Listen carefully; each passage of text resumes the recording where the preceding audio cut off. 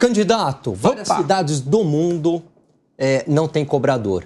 E a gente sabe que o cobrador encarece o preço da passagem. Caso o senhor seja eleito, o senhor tira o cobrador? Qualquer migração, nos próximos 15, 20 anos, 300 profissões vão deixar de existir. E ao invés de tirar alguém, nós vamos promover todo mundo antes. Esse não é um plano, pra você saber. Vários estados do Brasil já não tem cobrador, não é de outras nações, não, estados. Por exemplo, do estado que eu vim, não tem cobrador desde 2000, pra você ter uma noção. Agora, ninguém vai tirar ninguém de um cargo. Se tiver uma migração, que é o que a gente precisa treinar nosso povo para as profissões do futuro, nós vamos treinar antes. Fique em paz todo mundo. Candidato, eu vi no seu plano de governo que o senhor coloca assim, que o senhor pretende montar propostas para levar São Paulo a 2050 em 2028. Explique para a gente melhor o que é isso. Tecnologia, virtualização, fazer uma gestão pública com eficiência, fazer com que a gente crie, nesses 1.460 dias de governo, um plano institucional para a cidade. Por exemplo, se eu perguntar para você que é brasileiro, qual que é o propósito do brasileiro? Você sabe responder? Não sabe. Ou seja, como que um povo não tem um propósito? Nosso propósito é ser a nação mais próspera da Terra até 2050. São 25 anos a partir de 1º de janeiro de 2025. Como? Tirando os comunistas, que eles não querem a mesma coisa. Por que eu estou falando isso? Não é que eu quero que comunista desista da ideia. Tem que ter para encher o saco a vida inteira. Vai ter. Só que a gente precisa de ter a classe produtiva. Gente que de verdade quer fazer esse país ir para frente. Então, como que nós vamos fazer isso? Ao invés de uma política eleitoreira, eu quero mirar num plano institucional, por exemplo, igual o plano diretor. Ele não é revisado a cada 10 anos?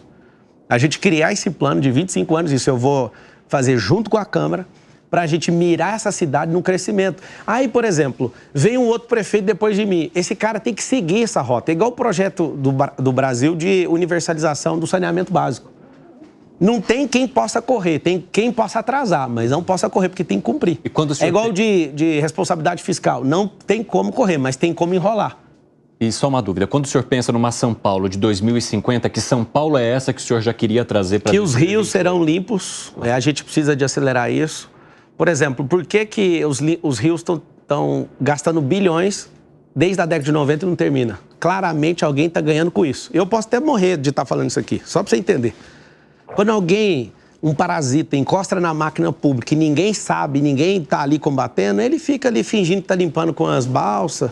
Aí todo final de semana dá aquela limpada, aquilo ali é uma enrolação. Eu vi até que o senhor se compromete a limpar definitivamente o Rio Tietê no seu plano de governo. Se o Tarcísio não fizer isso com a Sabesp, nós, o povo da cidade de São Paulo, que temos 47% do contrato da Sabesp, nós vamos sair e vamos criar uma empresa nossa da cidade para fazer isso.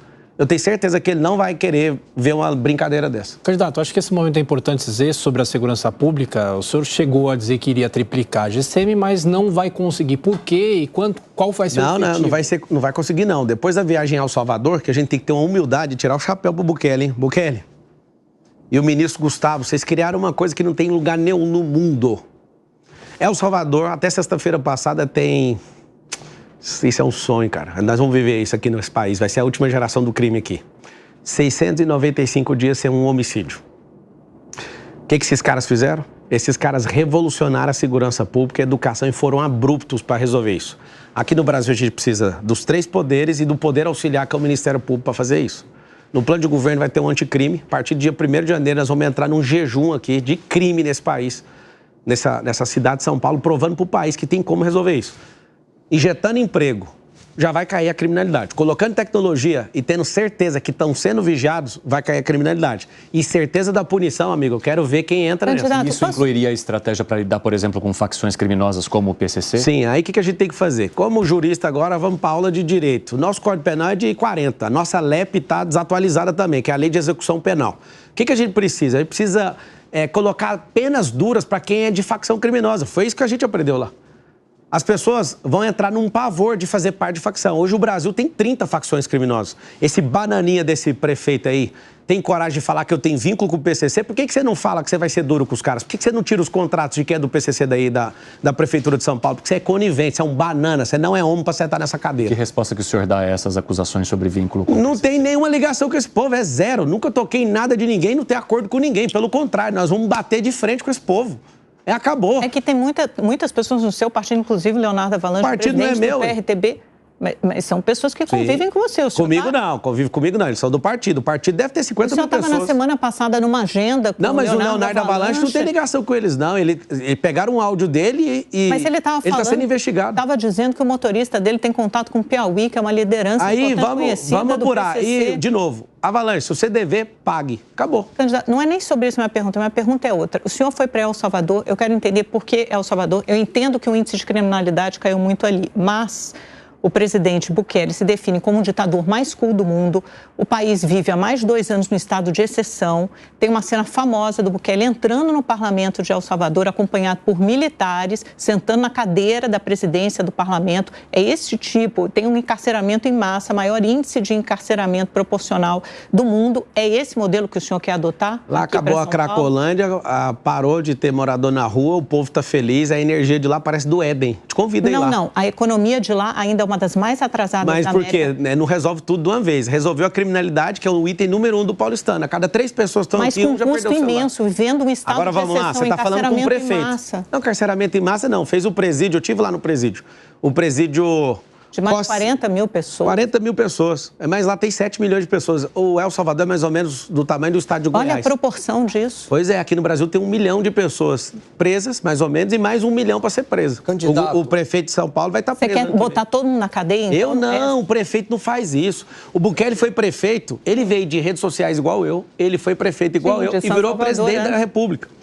Então o senhor se inspira nele. Não, me inspiro não. Todos os 196 países do mundo têm que sentar e pegar... Calma, deixa eu responder, ué. Tem que entender os erros que ele cometeu e não cometer. Vou te adiantar aqui como prefeito como não cometer os mesmos erros. Ao invés de encarcerar todo mundo, esporte, educação esportiva para as crianças desde pequeno, tratando causa. Emprego, e aí usa tecnologia. Sabe qual é o problema do bandido aqui em São Paulo? Ele tem certeza que ele não vai ser punido. E a gente está com esse problema. Na eleição agora, todo mundo aí fazendo show para mostrar que está punido, mas a gente tem uma situação na cidade que a gente não está indo para o confronto. Vocês estão criando um monstro chamado PCC, que esse negócio está tão grande na cabeça de todo mundo que ninguém tem coragem de agir para não perder a própria vida. Porque, no final das contas, somos pessoas servindo pessoas dentro do serviço público. E ninguém tem peito de aço. Agora, já que colocaram tanto na minha conta falando que eu sou de PCC, eu sou o único que tem coragem de falar isso. Não tem como. Tem que combater o crime organizado na cidade de São Paulo, sim. E eu vou te falar, com tecnologia é mais fácil, não tem como correr. Tecnologia pega tudo. Olhares humanos podem ser corrompidos, a tecnologia vai pegar. Não tem como não pegar. Candidato, em relação à Cracolândia, muitos políticos já falaram que tentaram acabar com a Cracolândia, com internação compulsória, mas enfrentam resistência da justiça. Qual que seria a solução do senhor? Não precisa de internação compulsória. O Sabará, que lidera nosso plano de governo, ele foi secretário de prefeitura e do governo do estado. Ele entende, atirou 3.500 pessoas em situação de rua, dando emprego. Inclusive, o maior empregador, o McDonald's. Mesmo com a pessoa viciada em crack, dando emprego, ela saiu? Sim, são 3 perfis, sim, sem internação compulsória. Leva uma média de 7... Como é que funcionaria? É o seguinte, a Arca faz assim, ó, chega com um cardápio, o que você gostaria, o que você entende? Quer ser pintor, você quer trabalhar aqui de entregador, você quer trabalhar nisso, aquilo, tem um cardápio. Só que não é de primeira, segunda e terceira. Tem gente que leva 12 vezes, tem gente que leva 5. A média global é 7 vezes a gente chegar nessa pessoa, fazer esse convite para tirar ela do cenário. 7 abordagens. Abordagens. São 3 cenários. Cenário de rua, cenário de abrigo, cenário de emprego. Tem uma lei estadual que diz que a gente tem que ter 30% da nossa merenda vindo de agricultura familiar. Hoje só 5% está cumprindo isso. Então a gente pode levar essas pessoas para a agricultura familiar. O que a gente tem que fazer emocionalmente, eu entendo um pouquinho disso, entendo de cérebro, a gente precisa substituir o vício da pessoa. Não existe uma pessoa cortar o vício e ficar sem fazer nada. Sempre o vício. Ou é o vício em trabalhar. A pessoa fala, vou passar no vestibular. É o vício dela, ela tem que largar com os outros vícios e focar nesse vício. O vício de esporte, o vício de estudar, o vício de falar, não, eu vou virar alguém religioso. O que está acontecendo hoje? A assistência social aí da cidade de São Paulo, dos 111 bilhões de orçamento, gasta-se 2,6 bi. Para tirar a gente de rua, está gastando, não investindo, 1 bi.